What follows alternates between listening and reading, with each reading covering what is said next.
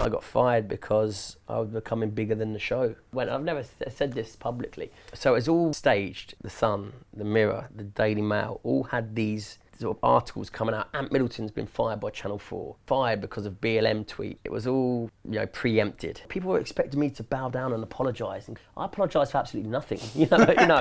Like this video, subscribe to the channel and turn the notification bell on. So why do you think that they It's purely fired you? I know why. Was it fired? What was the... Yeah, ultimately it was. Yeah, no, Right. yeah, it's cool. Let's call a spade a spade. It was exactly that. I got fired because I was becoming bigger than the show. And what was their justification? So their justification was that, I think it was, do you know what, I don't even know. Well, our research says Because- personal conduct, Yeah. which couldn't be more vague. Yeah, I know. It's It's got personal conduct. Then there's a tweet that I put out about the riots between the far left and the far right, which was the BLM movement, and I think it was EDL. Yeah. So the riots when they're all fighting on the streets, and I put out a tweet saying just about the violence in the streets. They've got kids walking around in broad daylight as these riots break out, and I'm talking hordes of people fighting on the streets of London, in broad daylight. Whenever has that been accepted? Whenever has that been okay to do that? Whenever that have people been given the green light to go out and behave in this manner? And I just put out a tweet saying it's disgusting. I mentioned both sides of the deal. I mentioned the BLM movement and I mentioned the EDL movement. I said, look, you shouldn't be on to act like that is scum behaviour, and you shouldn't be doing that in front of our children. And then obviously that got blown out of proportion, that I was attacking the BLM movement and that I was supporting the EDL, which again, break down a tweet, it's like, come on. So there was that tweet. Then there was the when first came into fruition, when they're starting the lockdowns, I put out tweets saying, look, if we lock down the economy, it's going to have detrimental effects. Those that suffer from it, rightly, but let the economy grow and carry on for those that are not affected by it. Yeah. So there was those two tweets that I put out that they sort of jumped on. And then when I sort of called them on it, I said, I've done another series of SAS after that. So it can't be about these two tweets, because I spoke to the relevant people about these tweets. I voiced my opinion and what I felt about those situations. And then I filmed another two series off the back end of that. So when they got brought up, I was like, well, that's got nothing to do with it, because first of all, we spoke about it and I've filmed another two series since those tweets. And then it was like, personal conduct, because I obviously called them on that. It came through as personal conduct. And the only thing that I will say is, on the last series of SAS Who Dares Wins, I did threaten to walk off set. It got that bad where, they were interfering with how we were running the course. They were interfering with people that they wanted to see at the end. And they were interfering with the format on how it's been structured from day one. And is they Channel 4? No, this was Minnow Films. This is the production company. Yeah, Do you know what? The argument isn't with myself and Channel 4. No. I've never, even though they fronted this and said, look, we no longer want to work with Ant Middleton, it was never between myself and Channel 4. I've got no qualms with Channel 4. It's Minnow Films who've gone around this in a really sort of toxic and malice way. Yeah. And what I mean by that is, I run the narrative on the ground when it comes to SAS. I still do the same in Australia with SAS Australia. I run the narrative there. On the ground, they run the narrative behind the scenes. They put it together and they make a show. Yeah. But the moment that they started making demands that I should get this person to the end, because of their gender. Maybe I should get this person because of ethnic or race issues. It's like this course isn't about that. This course is about getting the best person for the job, whether that's male, female, black, white, pink, green, whatever you want to be is absolutely fine. As long as you've got the capabilities and you perform in that job, then you'll get the position, then you'll pass the course. But all of a sudden, when they try and push a narrative, a certain narrative on me, and it doesn't fit in with the format or with how we've run things from day dot, then I'm not going to implement it on the ground. The moment I don't implement it on the ground, you can imagine, I've got the power then, because they're telling me to do something. I'm like, I'm not doing that. You're filming, you can't just stop the show and go, right, well, we want this, because it won't play out like that. So I had a lot of control on that course. And as the years went by, they started pinging for my grasps. They started putting certain things on. They'd done a really good job of twisting things between myself and the DS. Really DS. Sort of the other instructors. Yeah. Really not turning us against each other, but it's like, right, we want one thing from you, we want another thing from you.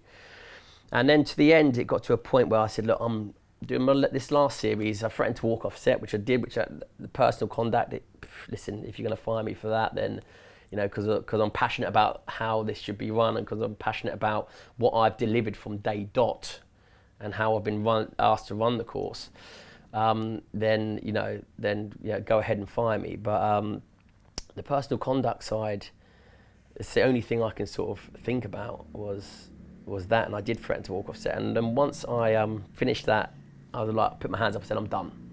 I remember being at a final interview where we do these final interviews where they put it in the show. And I said, look, you're going to be getting a call from my agent very soon to say that I'm done. And that call, we tried to set up that call for about 6 to 8 weeks, and it kept getting pushed and pushed and pushed and pushed because they knew what was coming. And then when that call was made, this is how it went. I've never said this publicly, but this is how this call was made. So the call was made from my agent, and they picked up the phone. This is what they told me straight up. They picked up the phone. The first thing that was said from Minnow Films is, ourselves and Channel 4 no longer want to work with Ant Middleton.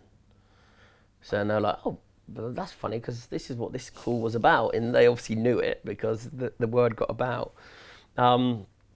And then I got a phone call from my agency saying, Ant, your whole world's about to turn upside down in about 45 minutes to an hour. I said, what do you mean? And then that 45 minutes, an hour came around. The Sun, the Mirror, the Daily Mail, all had these in place, promptu sort of articles coming out. Ant Middleton's been fired by Channel 4. Ant Middleton, fired because of BLM tweet. Ant Middleton fired because of teen tweet, pandemic tweet. That's what it was all about, first of all. So it was all staged. It was all, preempted, because for me to get a phone call, then to be told after that phone call that my world was about to turn upside down. They were waiting for that phone call to fire me, to sack me, having already the articles in place to put out there, so I didn't get a chance to go, well, hold on a minute, this is how it works, right? Wow. So that's exactly how it happened. And how does that make you feel? Business is business. Oh, really though? Yeah. Do you Doesn't know what? piss you off? It does. Yeah, absolutely. It's. But then I think to myself, business, because this was all a power play. This is exactly what it was. It was nothing more, nothing less. It was a power play. Am I bigger than SAS? Who Dares Wins, or is SAS Who Dares Wins bigger than Ant Middleton? Okay, because I know for a fact that Minnow Films. They've got Minnow Films, and then in 2019 they opened up Minnow SAS. So there's this whole brand that runs Minnow Films, which is Minnow SAS, which I know that they've been trying to sell, and that it's a business that they've been trying to sell on. Of course it is. So you can imagine when they got wind that I was going to leave, it's a case of, wow, how much is our business going to take a hit if Ant Middleton leaves SAS Who Dares Wins? You can imagine, it's like shares of a company are worth maybe £1, and all of a sudden they drop to, it's a big thing for them, huge thing for them. So do they come up with a strategy, knowing that I'm leaving anyway, to get rid of me, and then go, all right, we're SAS Who Dares Wins, we don't need Ant Middleton, even though from day dot I've built that show. There's no one there at Minnow Films that was there from the very beginning. That's their turnover of staff is that high. that no one was there from day dot. You know, there's a couple of people left there that came in on series 2. Business is business, right? And we all know that business is dog eat dog. You know, that's why people get into these positions of power. It's so as much as I was confused and still confused to this day, because we've gone to Channel 4, we've gone to not Minnow Films, because I know what's happened. We've gone to Channel 4 and they said, look, we don't really, we've just been told this from Minnow Films, and based upon that, we've made a decision, to back Minnow Films and not to keep you on SAS Who Dares Wins. Now, the one thing that did upset me with Channel 4 was that they didn't come to me. Not once did they call me up and go, do you know what, we've got these allegations from Minnow Films. Can you come in and give us your side of the story? Not once did they do that. And that's why I went on Piers Morgan. Piers called me up straight after these articles come out. Yeah. Piers called me up and he's like, and he went, do you want to come on and give your side of the story? And I was like, yeah, absolutely. So I came on. That's why I said they're reckless and blasé with their decision. Because I was very surprised. Everything I've done for Channel 4, I've climbed Everest, risked my life for Channel 4. I've done Mutiny on the Bounty. God, talk about 60 days at sea. I lost 21 kilograms. I put my everything into Channel 4 and the commissions that they gave me. SAS, always there. It's not about me. It's not about the DS. It's about the recruits. It's about, and when they're trying to interfere, Minnow Films trying to interfere with the narrative on the ground and trying to run it from behind the scenes, you're playing with people's emotions on that show. That can never be mistrusted or misguided. So when they're telling you to push certain people to the forefront or to make sure you keep this person on, it's like, and then the others, sort of sat there and going, well, this person's failed 4 times. How come they're still there? And this person, is, you would have got rid of them. We know the score. People aren't stupid. So when you start to interfere with people's emotions like that, that's when it becomes dangerous, trying to run something from behind the scenes. When I'm living in the moment with the recruits, that's why I'm so passionate about the recruits. When I'm living in the moment with the recruits, and it's important that I do that, I know how far I can push them. Because if I'm going through it with them, then I can go, right, I'm experienced, I've been through this before, I'm starting to feel it, so maybe I need to pull back a little bit. Or if I go, well, actually, I'm in here, I can see that everyone's quite comfortable, this person's pulling the wool out, I'm gonna up the ante a little bit. Yeah. And that I had full control of that. And the moment that started chipping away and I wasn't adhering to how they wanted the narrative to run on the ground, because obviously I'm in front of the camera, so I do it how I want to do it, right? And then the moment that I start doing my own thing, then it put a few noses out of joint. So it was one of those that when it came, it was, and to be fair, even to this day, I'm still dealing with a bit of that storm. Of just with people, being quite nervous to employ me. Right. Sponsorships, extra sort of commissions. It's like, waiting for the dust to settle. I'm like, there is no dust. The dust has just been thrown up in the air and it's just blown away in the wind. I've never gone down. I asked, complaints. There's been complaints. Well, what are the complaints? They're anonymous. Oh, they're anonymous complaints. Oh, but they're not anonymous enough to tell everyone that they were female staff. Apparently, I've said some inappropriate comments to inappropriate, which then leads to people translating that in their own way. And I'm just like, well, we need to take this to court because this could potentially kill my career. And then when we, where are the complaints coming from? We want to dig deeper into this. We want to get a legal process in place they're not important enough to go down the legal route, and they're anonymous anyway. There's no argument here. There's no case here. We just had these in and we just acted upon them. Mm-hmm. I'm like, come on, it's like people read that and they all of a sudden they mark you with a certain, with a certain marker. But like I've said, when you always stay true to me, people were expecting me to bow down and apologise and go, oh, I apologise for my inappropriate. I'm like, I apologise for absolutely nothing. I've been running this course. I believe you, by the way, when you say that. Yeah. I've been running this course from day dot. I've not run it any differently to how I run it from day one. But now you want to change the format because you want to get this all inclusivity stuff, whether, like I said, whether it's gender, whether it's race, whether it's religion, whatever it is, it's like, you want to change up the dynamics and the format of the course now, which fits into that media narrative, which fits into that societal construct of right, we should accept that everyone is everything, and it's like, and if you don't accept that, then keep your mouth shut, because it's happening, and if you don't support it, then you'll be seen as, you'll be ostracized and alienated. So when this all came into place, I was just like, right, just ride out the storm, man. So all I said to myself is like, do not apologize for stuff that you've always done and that you believe is doesn't deserve an apology, but apologize stuff, learn from stuff and apologize for stuff that you do. And the only thing that I could think about was my behavior on set. that last thing was, I did threaten to walk off set, and I'll put my hands up to that and go, that's the one thing that maybe, but how many hosts, how many actors have threatened to walk off set once their sort of, their flow or their dynamic is interrupted. It happens all the time. But what I love about this is it's cleaned my closet out.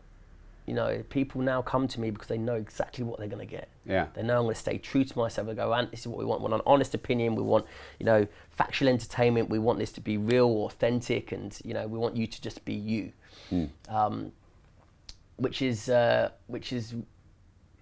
been really, really positive. The positive sort of outcome of this counselling, shall we say, is that it's cleaned out my closet. I know what's real. I know what's not. I've had a credible career before in the special forces. I've come into this celebrity world, not fooled.